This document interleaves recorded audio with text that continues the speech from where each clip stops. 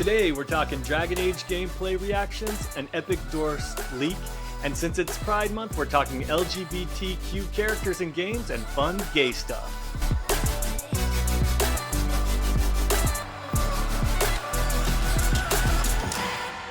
Welcome, friends, to this week's episode of Good Playing With You, the weekly gaming podcast. I'm Dan Whitehill, and as always, I'm joined by our Good Playing Good buddies, Matt Lord. Hey, how's it going? And Matt Molding. Hey now.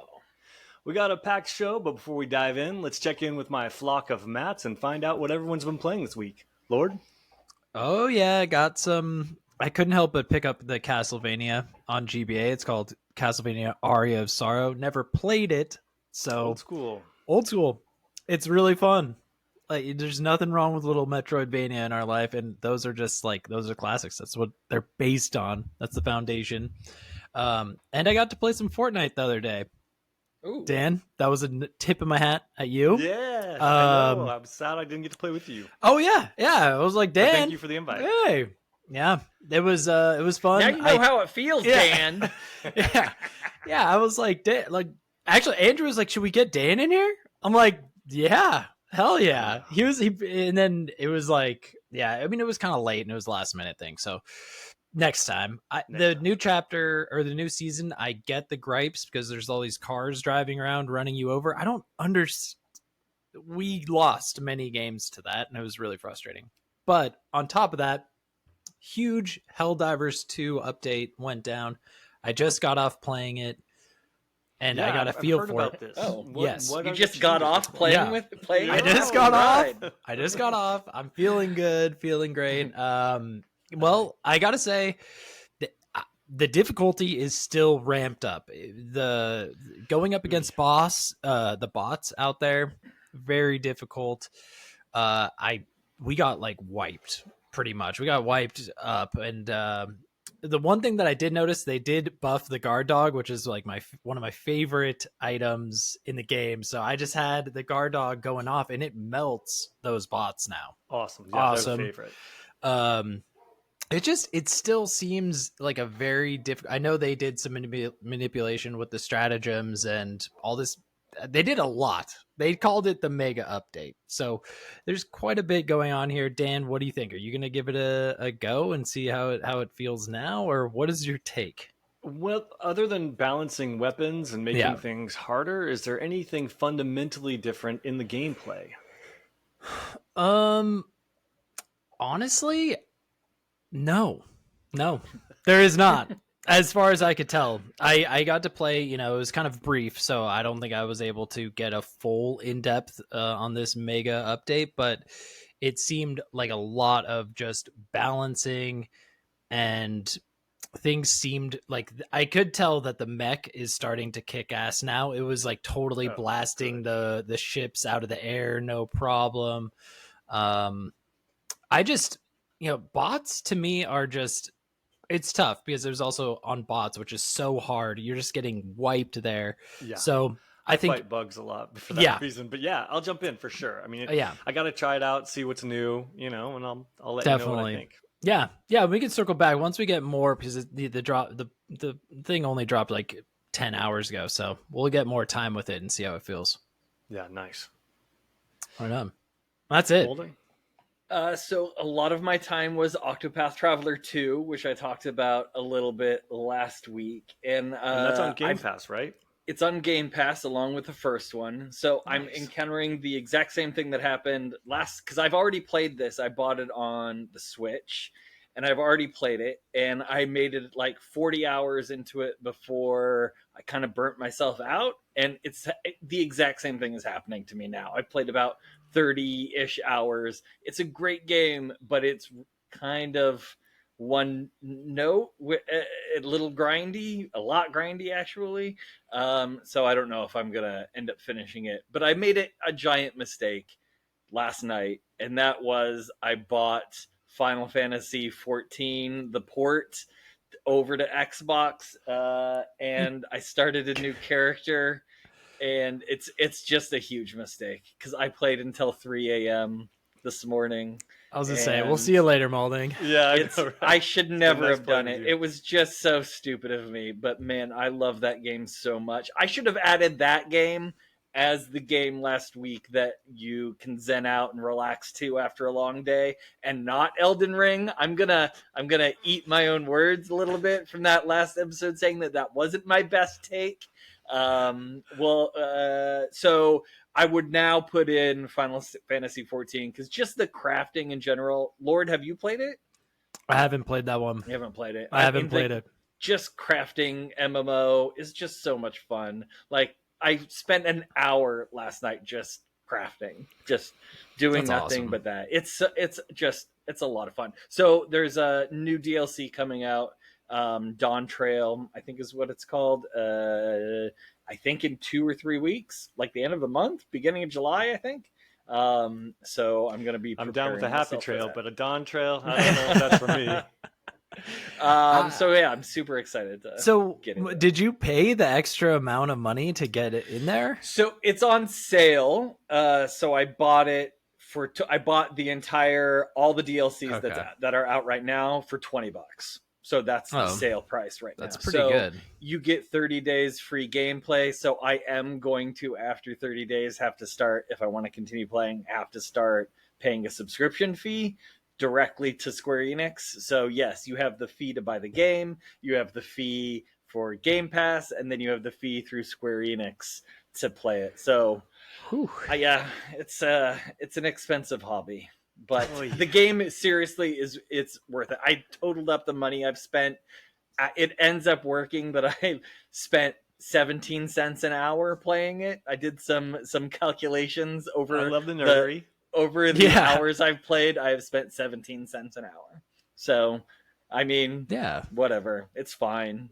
It's That's super pretty fun. good. I love it. It's a it's great not a game. bad rate. Yeah. Right on. Dan, what about you? For me, it's the same old crap. He said it's a lot of Fortnite, some Outlast Trials, Killer Clowns. I did hear that Outlast Trials is potentially getting a seasonal Game Pass with some different character stuff. So I'm like curious to see when that comes out in the next couple of weeks. But you know, same old crap and just enjoying it. It's good stuff. So Nice. no major headlines there. But speaking of headlines, we could let's just jump right into the news.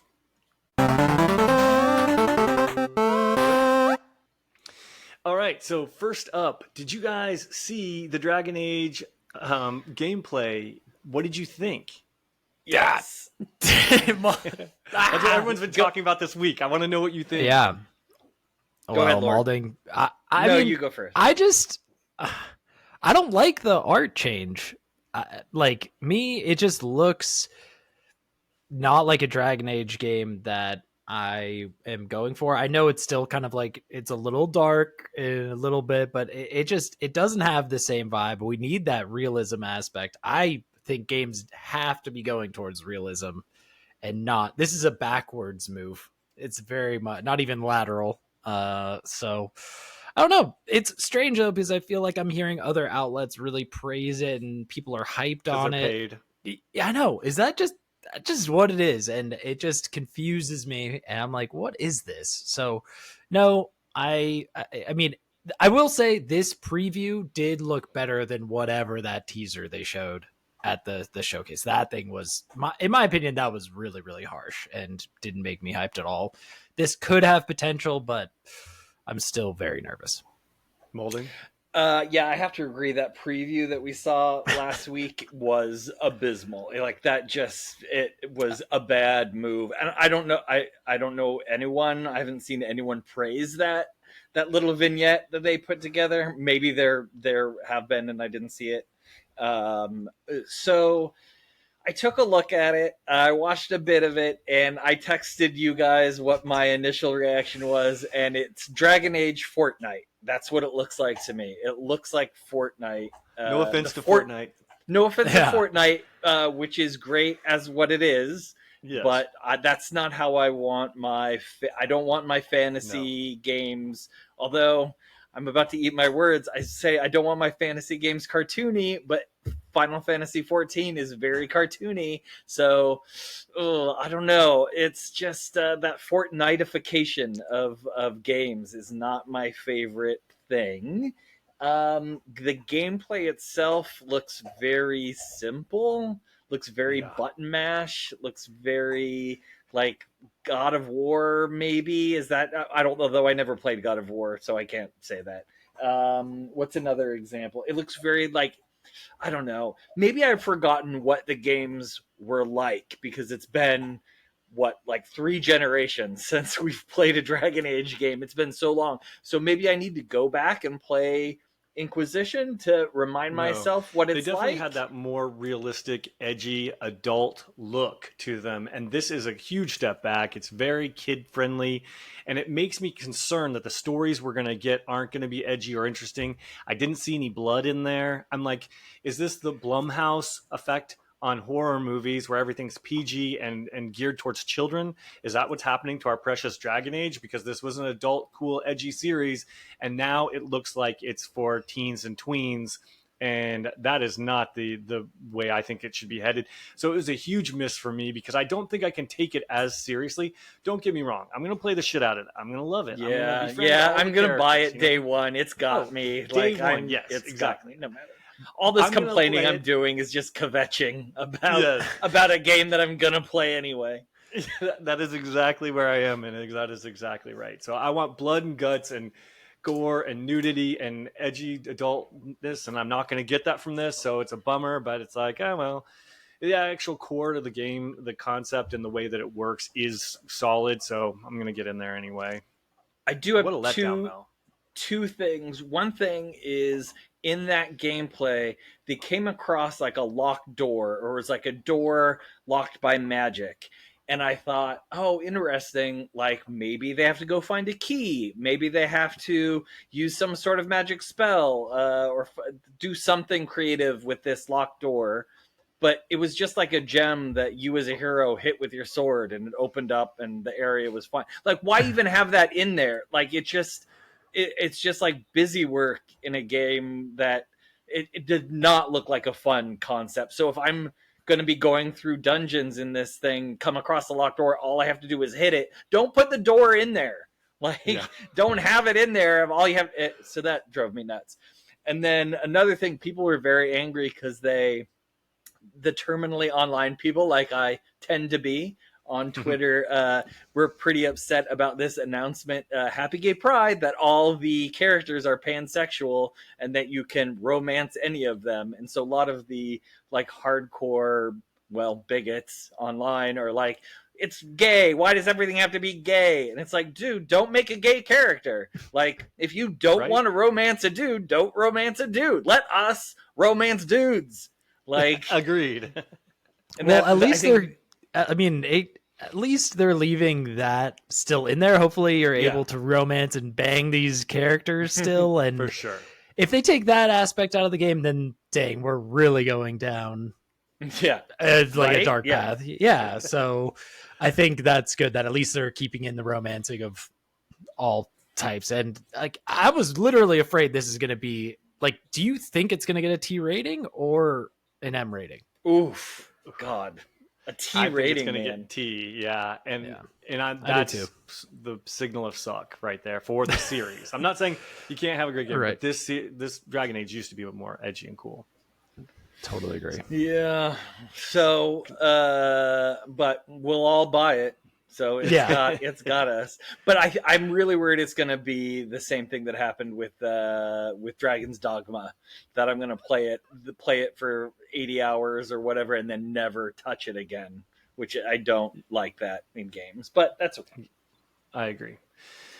Speaking of other games we could potentially buy, our story number 2 here is a leak from the Epic Games Store. So this really, this does announce some new games for consoles as well, but it's kind of more focused on PC since it comes from the Epic Games Store. So, Lord, you might be super pumped about this one.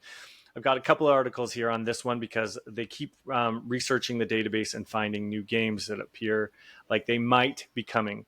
So essentially, a new tool that's used to scrape information from the Epic Games Store may have just exposed tons of unannounced upcoming games. This comes to us from an article on Kotaku that says Final Fantasy IX Remake and more games seemingly appear in wild Epic Games Store leak. So essentially, it sounds like Final Fantasy IX Remake and a new Turok is headed our way, if accurate. Is The it database- Turok or Dinosaur Turok? Hunter? Yeah, Turok. Turok. Yeah. Turok. Turok. It's like Tupac. Tupac Dinosaur Hunter.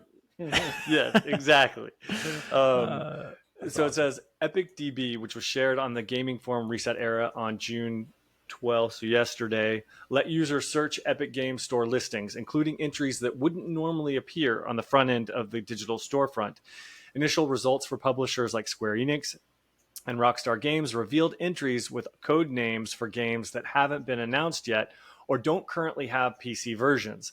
Fans have been combing through the names and looking at corresponding data like cloud save file paths, file sizes, and associated DLC to speculate about what the mystery listings can be. So far, they have come up with a few of them. Turok, for PC, The Last of Us Part 2. There was one for Red Dead Redemption. And then there's another article here. So wait, these are games that haven't been out on Steam, and now they're saying are going to be out on Steam. That's what you're saying, right? Right. Exactly. Like The Last of Us, Red Dead Redemption, GTA 6 would be getting a PC port according to this as well, and then Final Fantasy 16. But there's all speculation based on code names that were leaked from the Epic Store. So speaking of the titles that are released and the impending potential, being delivered to PC, what do you guys think? It's awesome. I mean, these scraper, that thing's doing God's work. It's in there just drudging up some quality content. I mean, that pretty much solidifies that Red Dead Redemption is going to be coming to PC. I know that hasn't been fully announced yet. And there was that other data mine that happened, I believe, somewhere else where it's coming to light that it's going to happen. So that's great. I mean, the Final Fantasy IX remake, that's also good news. I just that it's interesting how this stuff, like how they're not able to really disguise this kind of how it's just like in the store already and they're not able to really hide it from these scrapers. I think that's just kind of like a privacy security risk type of deal. Well, they did update it. So the article continues on that says that they did go ahead and patch it and remove a lot of this information right after it happened. So it was obviously an accident and it shouldn't have hit the database. Got it. Okay. That makes sense. I mean, I'm stoked. This just kind of reminds me Miyazaki, also just the FromSoft guy. This just is kind of, he just was commenting on PC port for Bloodborne, which is interesting. So I think there's just a lot. I mean, it just goes to show PC is just getting every game right now. It is wild. So I think this is just crazy. It's raining over in the PC library. It's wild. And Molding, what are your thoughts? And plus, you're a Final Fantasy fan. Aren't you excited about 9 or no? Well, I don't play on PC, so I'm excited for people who get to play. But I'm shocked that Red Dead Redemption hasn't been on PC. I thought that would have been a slam dunk. I mean,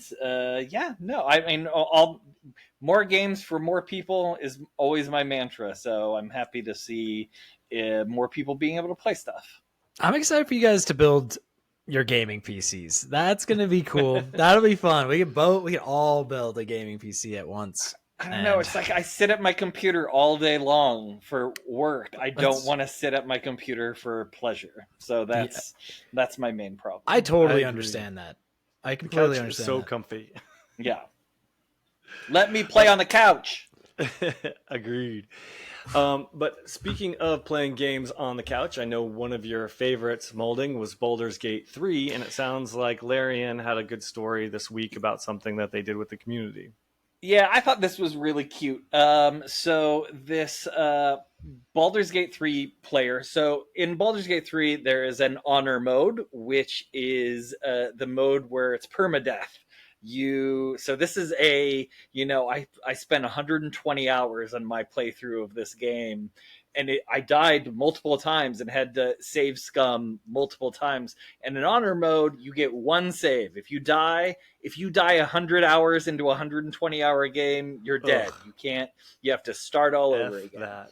Yeah. So that's hardcore for me. So this one Baldur's Gate 3 player got to about like almost the end, they say. And while playing on the hardest difficulty, which also limits saves to one slot to avoid save scumming tactics, the player's main character supposedly vanished into thin air, along with their inventory, character portrait, and crucial game progressing items. This comes from Games Radar, by the way. The remaining party was now stranded in a location where you cannot fast travel. The honor mode player had lost pretty much all hope before deciding to contact Larian Studios themselves, like right to the source. They say, I didn't really expect a reply, but they did get a reply the same day after a person named Victor told the person what to do. After sending through a save file, the developer team supposedly created some sort of custom save file in honor mode where the character was restored. The player then beat honor mode and earned the golden dice that you get by beating it on the very same day.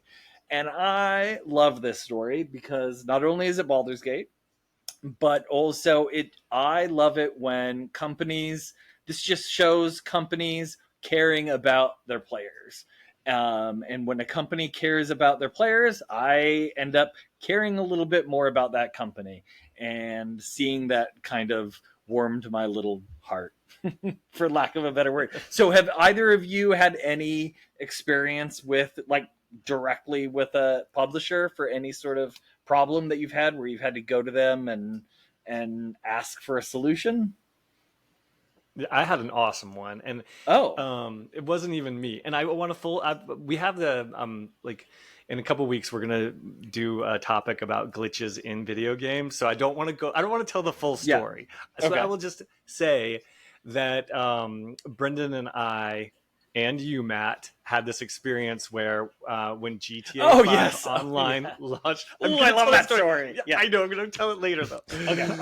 But the end result is we got on the phone with someone at Rockstar and we described the problem to them. And we actually talked to someone at Rockstar. Are you kidding me? On the launch weekend of GTA Online? Like, who does that? That's so cool that they actually picked up the phone for us nerds.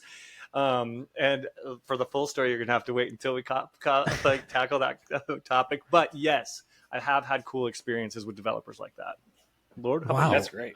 I honestly haven't, not with developers, but I have called Sony about my PS2 online adapter, and they helped me. They walked me right through that. You know what I do wish I could have done back in the day, though, is call that Nintendo number You did that? Okay. That's something do you know what the number is? It's 1-206-885-7529. That's the number you call in Washington. I wish. I wish I had. That's really cool. This is such a W story, though, Malding. Like, a developer going just that little extra mile and making, like, obviously you don't want to lose your character in any capacity, but this is obviously way more hardcore than your average playthrough, and they just they hooked this person up, and it makes the company look so good. Like, that raises the stock for this company immediately in my book. Absolutely. Agreed. Same here. Speaking of companies that could use a little stock raising, Lord, you had a story about Valve being sued. Yeah. So this happened recently. Valve is being sued for 838 million pounds in the UK. That's more painful than dollars. Yeah, that is insane. Isn't that just one day of revenue? Well, wait, let me. But still. Yeah, you know what? I might be actually mixing. I think it's either, I think it's 656 million pounds, 838 million US. So either way, that's an insane amount of number. That's just a ton of money. And what's happening is this this organization is accusing Valve of kind of quartering the market. They're saying Valve Corporation is accused of shutting out competition in the PC gaming market by forcing game publishers to sign up to pricing restrictions that dictate the lowest price games can be sold for on rival platforms. So they're like keeping the prices high over in the UK. I'm just a little shocked by this because Valve over here is just like the best company in the market. And now it's like they're just trying. I mean, I feel like it's like trying to villainize this great company.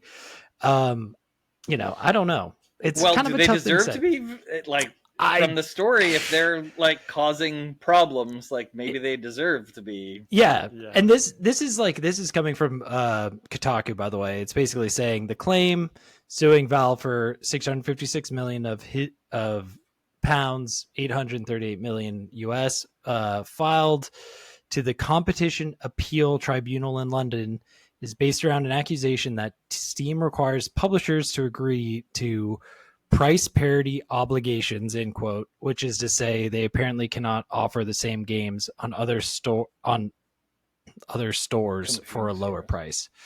So they're basically keeping these prices high. I would love to see, like, they didn't provide any examples of that because I'm well, I mean, the who it really hurts are uber dorks like me, because what happens is, say the money is a little bit tighter in certain countries, like say Brazil, and so game companies want to do them a solid, and they will price their games cheaper in Brazil. But then Aniba, CD Keys, places like this buy all the licenses from Brazil, and then idiots like me buy them here, and so I get super cheap prices for my video games. I get a code and I go to Valve and I get 50% off, and I do that all the time. I don't know the last time I paid a full price for a game. So I understand why they want to keep the price, or they have to lock it down by region. So, but it's a little bit harder. So there is a reason why Valve is doing this. Now, I'm not saying they're the good guys by any means, and in fact, this even shines a spotlight on what their potential monopoly would be, and the fact that Epic Game Store is definitely needed as a competitor. So I can see both sides, but competition is always a good thing, and so I can understand them being sued, but I can also understand why they would do it. Totally. Just could you imagine $838 million? Holy smokes, it's crazy. That's wild. Yeah, I always have wondered how those Steam keys on those types of sites are so low. So that is so funny. I'm telling you, I keep reading articles about, hey, $30 or $40, $35 for 3 months of Game Pass. And I'm like, bitches, I've been getting my Game Pass for $10 a month for I don't know how long, based off of CD keys. I'm like, and I wouldn't say that but luckily, like, we don't have a lot of listeners, so no one's gonna bust me. No one's gonna take your secrets. Yeah. No one's gonna take my the CD key police are coming and knocking on your door. Exactly. I've been pulling like all of my Game Pass stuff for up to CD keys for over a year now. It's a great call. I mean, if it's available to you, you got to save a buck somewhere with these companies making money hand over fist, to be honest. So 100%. All right. So moving on. Now let's talk gay stuff. Yay, gay stuff. Yay, gay stuff. This month has been crazy with all of the summer game shows, but we have a little bit of lull before we expect, hopefully next week, maybe a Nintendo Direct. So it's time to focus on Pride Month, to be good gays and support our fellow LGBTQ members and talk about gay stuff. So for full disclosure, Molding and I are total homos, and Lord is an amazing LGBTQ ally. Just so you know the different perspectives that we're bringing to the pod. And GLAAD recently published their 2024 study on gaming, which is available on their website if anyone is interested in reading it in full. And I thought it was really, really well written and interesting. Essentially, a couple of quotes I want to go over, and a couple of points that I want to hear your guys' opinions on. But essentially, they write, games offered the opportunity to explore fantastical worlds, experience narratives in new ways, simulate day-to-day life, and recreate real events ranging from key historical moments to contemporary sporting events. As LGBTQ people exist in our world, they must be included in these imagined and recreated worlds. Not only is seeing LGBTQ representation in games important to LGBTQ gamers, it's clear from our data that non-LGBTQ gamers are more open to playing games with LGBTQ content and the industry than the industry might assume. So that's their essential thesis. And then they kind of go in. What they did is they did a survey. They partnered with Nielsen, and they did a survey of both LGBTQ and non-LGBTQ people in the gaming space, just to get their opinions and feedback and that sort of stuff. So it was a really big study. It was really well written. So definitely check it out. There are 3 of the stats that I wanted to discuss. I thought were both good and bad. First, GLAAD counted the number of games that have been tagged as having LGBTQ content, and as of November 2023, from Xbox, PlayStation, Nintendo, and Steam, according to Microsoft, there were 146 console games available in the Xbox store that had LGBTQ content. PlayStation maintained a list that included 90. Nintendo Switch had 50 games, and Steam had 2,302 games and available in English, but that number actually dropped to 1,506 when games with adults-only sexual content were filtered out. In context, however, these games account for less than 2% of Xbox, PlayStation, and Nintendo's total digital libraries. For Steam, it's less than 2.5, but if you take out the sex stuff, it's really less than 1.7%. So you can see that there's definitely a lot lacking there.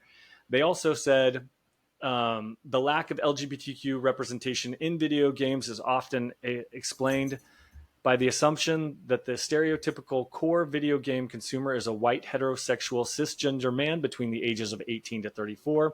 However, their data shows that 17% of active gamers are part of the LGBTQ spectrum, a 70% increase from the 10% counted in Nielsen's 2020 report.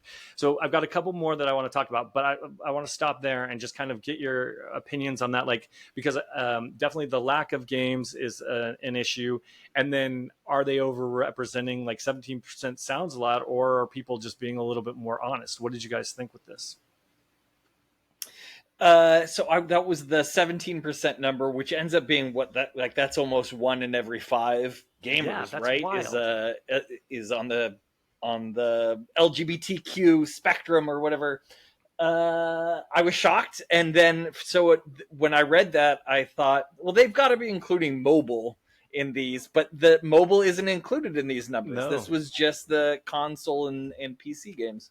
So that just surprised me. But I think also that is on kind of general trends in the world, or at least in the US, that so many people are identifying as LGBTQIA plus members. That's great. I love that. I love hearing that, because growing up, we just all thought that only straight dudes played video games, and now it's great to see lots of other people play video games too. So, like us, people like us.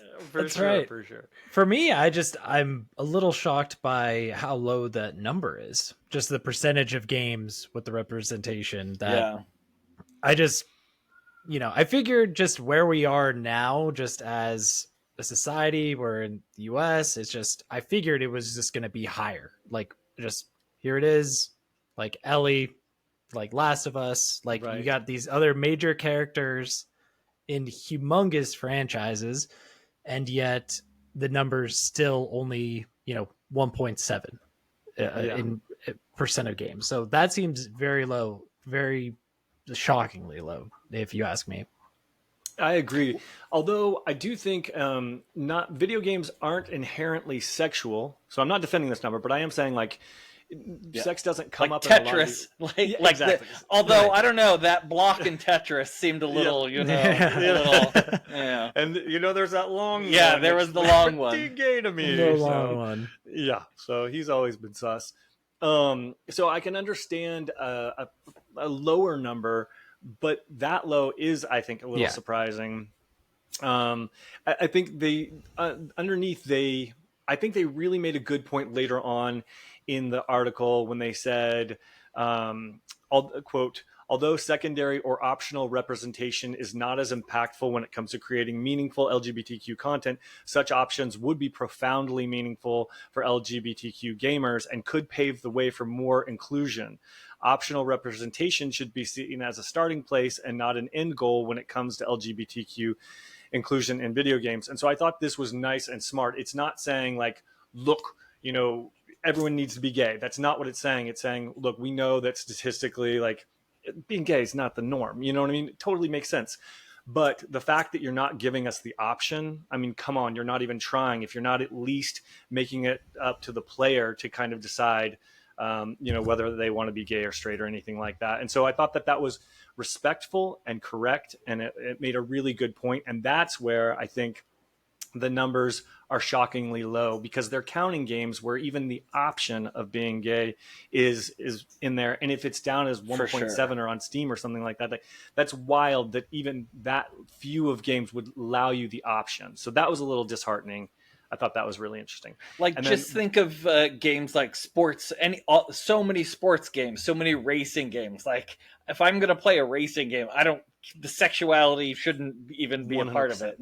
But like, it'd be nice. It's nice to see like a rainbow flag driving by. Like, I feel like, hey, the game like thought a little bit about us, and that's always nice to see. And I think that kind of goes to what Maldy's talking about with Dragon Age. It's like, you have the option, so at least, in that game, they're going to, make it right. They're going to allow you to have the option to pursue your own romance. Yeah. Agreed. And I think, sorry. No, I was going to say this. Go. No, I was going to say, you know what? And it doesn't even have to be like totally flamboyant, like in your face gay. It's these little touches that I truly notice as a gay person, and I appreciate. In Suicide Squad, I know it's not the most popular, there's a banner over one of the doors that's a rainbow flag that says, "All heroes are welcome." Totally loved that. In Spider-Man, there's a shop in there that in one of the parts of the city where he's swinging through that has like the rainbow flag and all that sort of stuff.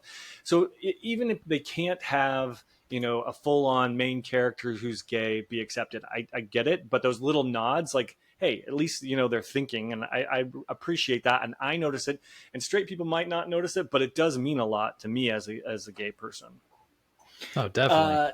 It goes to what one thing I wanted to point out was, if you are terminally online, like I am, you would think, being on Twitter a lot, that everyone is against having transgender people in video games, because all you see is the negative stuff. All you see is like some really high profile posters and influencers that are always talking about that there's too much representation and everything's gay and things like that.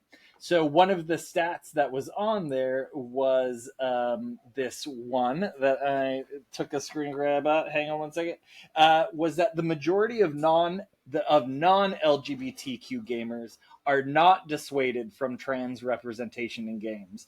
70% say that the game's main player are fine with the game's main playable character is transgender. And if you were just online, just on Twitter, you would think it would be 0% are okay with it. So that was a really heartening thing to see, is that it's a lot of these people that make so much noise about it, but the normal everyday gamer doesn't care. They just want good stories. They just want good gameplay. They just want good graphics. Like, they don't really care. They just like good games. And I liked it. I was surprised and happy to see that big number.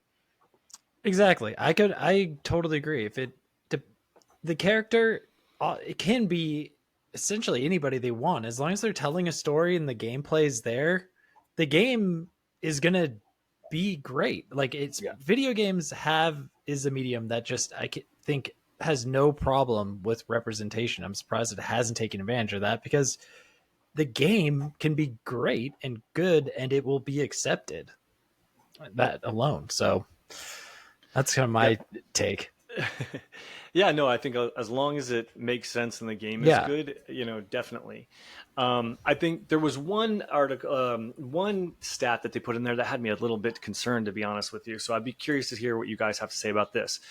And again, we are cherry picking stats from a really big thing, so I'm trying not to take this out of context. But they're talking about the sales of games, and they don't want people to be afraid to include a lesbian and gay and bisexual transgender characters because of lack of sales. And they said when it comes to playing as a main character who's gay, lesbian, bisexual, or transgender, over 60% of non-LGBTQ gamers say that it would not make a difference in their decision to buy or play a game.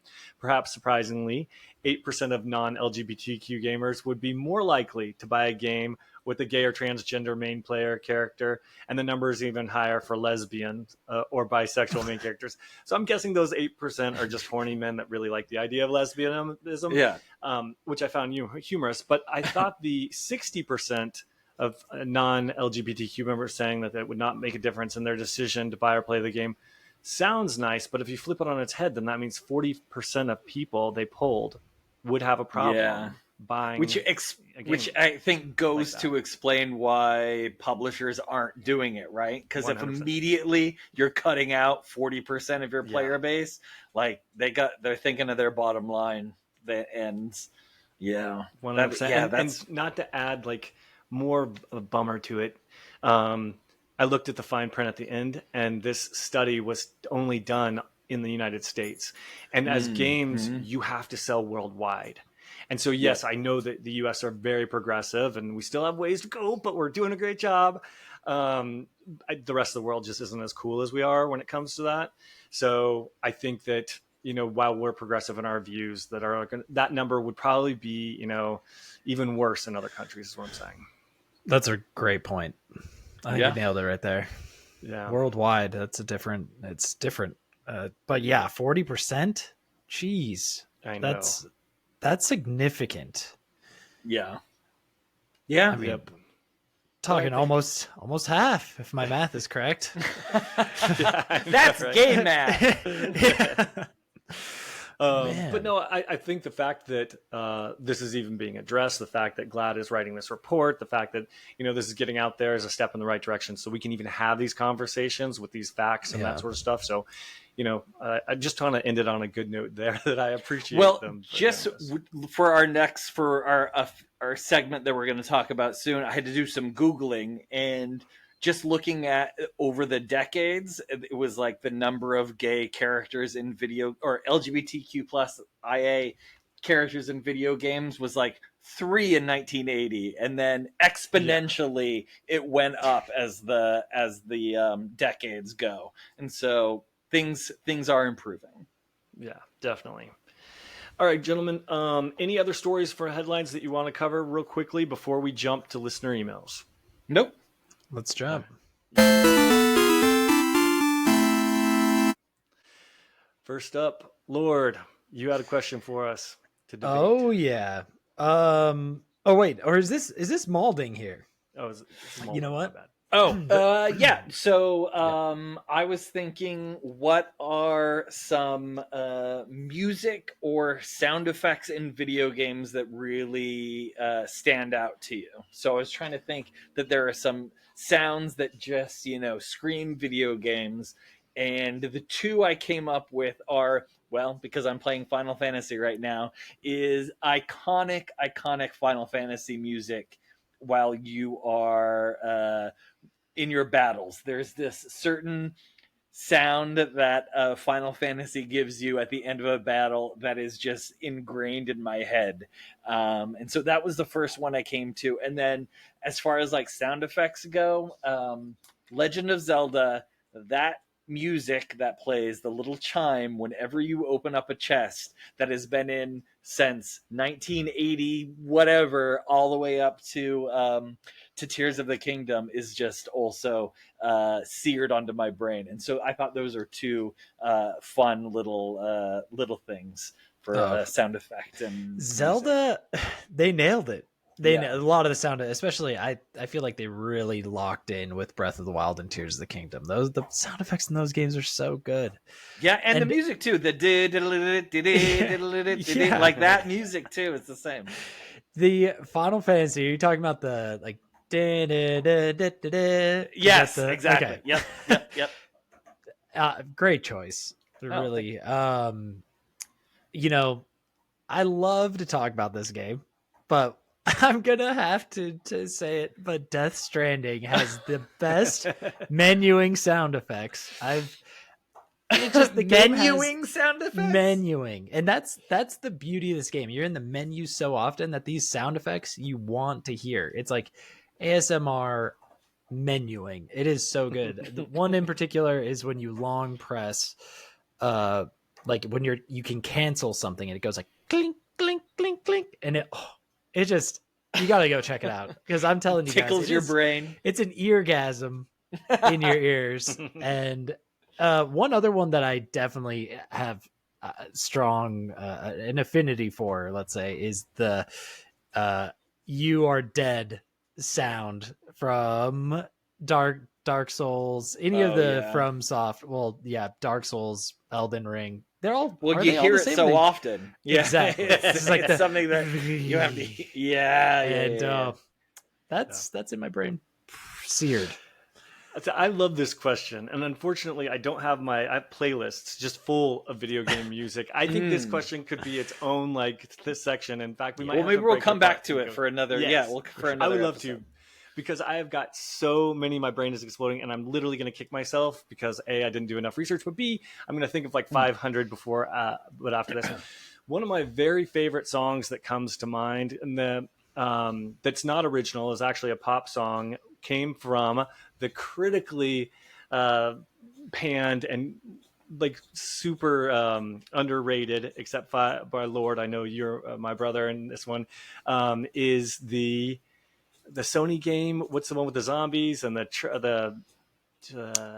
Days Gone. Days Gone. Okay. Yes. That one had a song called Soldier's Eyes by Jack Silveretti. Ooh. Okay, everyone needs to listen to that song. Just go check it out. It is, oh man, it's so mellow, and it's it happens. It's such a great part in the game when you're riding with your buddy and he's all effed up and you have to take him to get help and you don't know if you're going to make it. And you're trying to go across the zombie-infested world with him on the back of your motorcycle. Such a good song. I absolutely loved, of course, BioShock. The intro song to that one is, I will never forget that one. It is truly amazing. Yeah. Then there was one from Bastion. There was this man and woman. There's two songs. It was Build That Wall is one of it, and then Sia's song. And then in the end, they come together and they make this beautiful melody where the man and the woman are singing together. Oh, dog, man, that was so good. I'll never forget that. But there's probably a ton of other that are slipping my mind. Because is Bastion a good game? Yeah, Bastion's a really good game. It's because I've been tempted to buy it when it's been on sale lately. Yeah, huh? It's definitely worth it. It's chill, really cool indie. Has a nice voiceover. Sweet. Yeah, definitely check it out. That music though. Oh, all right. So there are a billion other songs. That techno song from Mirror's Edge. I don't know, but I'll be prepared next time when we do it. But I have to say, my favorite sound effect is totally sad and Pavlovian. It is the Xbox achievement sound. When that perplink happens, I'm always like, woo, woo. That is a good sound. It really is. And sometimes it's just Molding signing online or whatever, and I'm like, oh, I didn't get an achievement. It's just Molding sound. Just him. Yeah, exactly. Because for some reason they make the same sound when your buddies are signing online. That's if you hilarious. favorite them. And then if you are just getting an achievement. And so, well, they made it even crazier, because if you get one of those rare achievements, you get a different sound effect. That's even it's just really loud, because ding, and then this diamond spins around, and I'm like, ooh, yeah. And then I always look specifically, I'm like, 2.6%. Yeah, I'm good. Oh, yeah, because it tells you how many other people have gotten it, and you're in that rare 2.6 club. Dang, 2.6. I totally agree. I start drooling. It's that Pavlovian. It's so Pavlovian. They have me just hooked, man. Yep. Just hooked. It's probably one of the hilarious. reasons I only play Xbox, or not only. It's probably the main reason I play Xbox is because of that sound effect. I agree, awesome. and I think the PlayStation 1 is good. It's just Not the as like same. bam. Yeah. Hit that reptilian cortex like. Yeah. Well, thanks. I thought that was a fun. was Fun. great We'll one. do it. Yeah, I agree. I think we should do almost like a whole show about video game music. I would That'd love be that. I mean, I don't know if the copyright gods would like it on YouTube, yeah. but hell, but they don't have them on podcast, so F it. Yeah, that's right. Let's see.